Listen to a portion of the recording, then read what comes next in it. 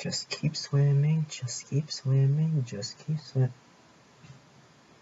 What? It's the next episode.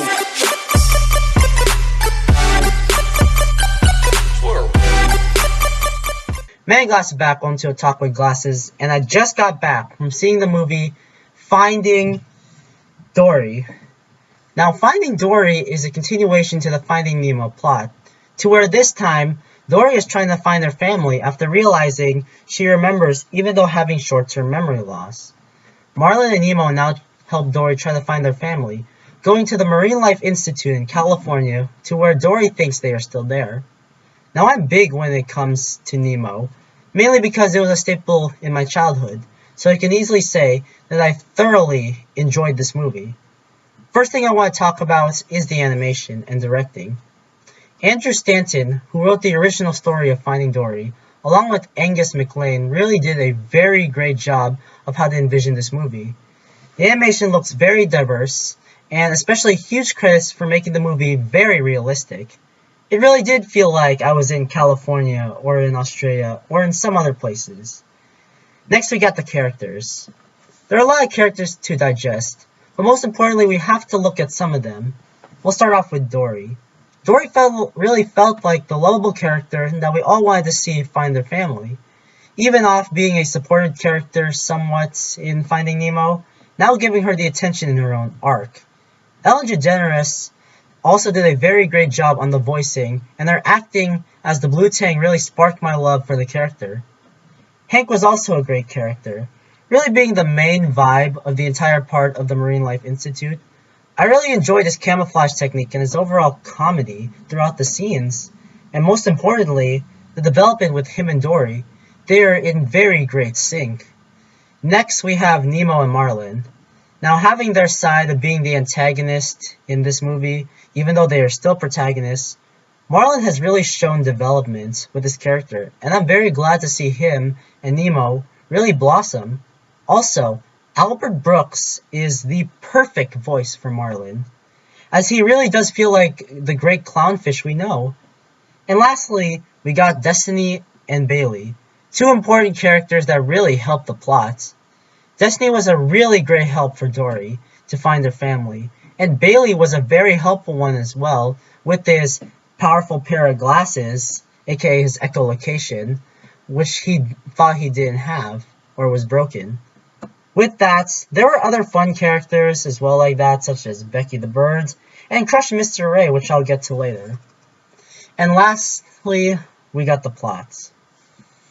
I really loved the main theme of this movie.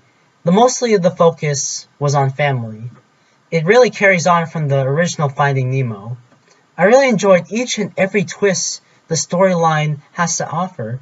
Every turn you see really has the suspense of her finding her family, giving as well huge attention towards the audience to keep them in their seats.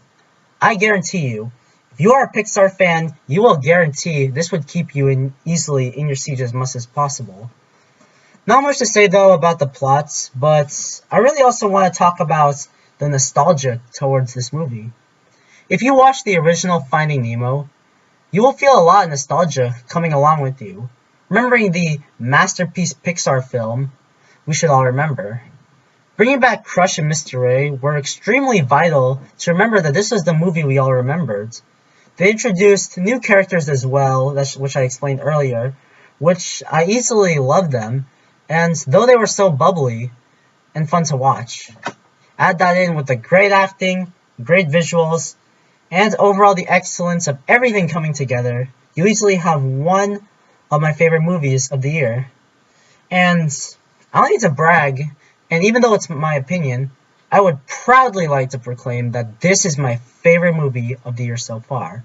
A lot of people can disagree, but again, this is what I think.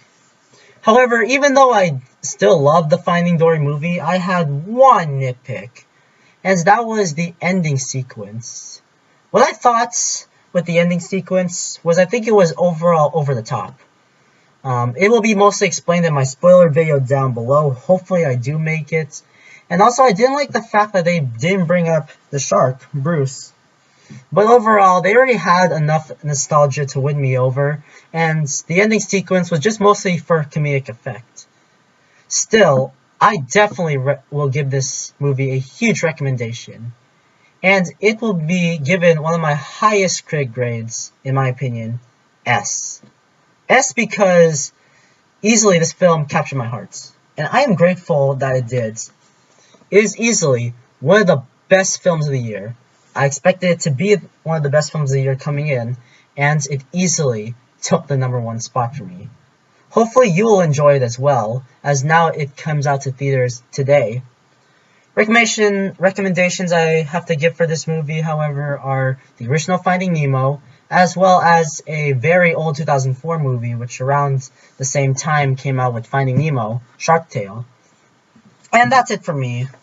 Now you're probably actually asking me, where's the anime reviews? Where's the anime reviews?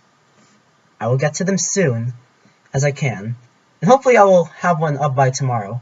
Other than that, please like, sub, share, and please definitely comment, because I love to hear your opinions, especially on this movie that just dropped today.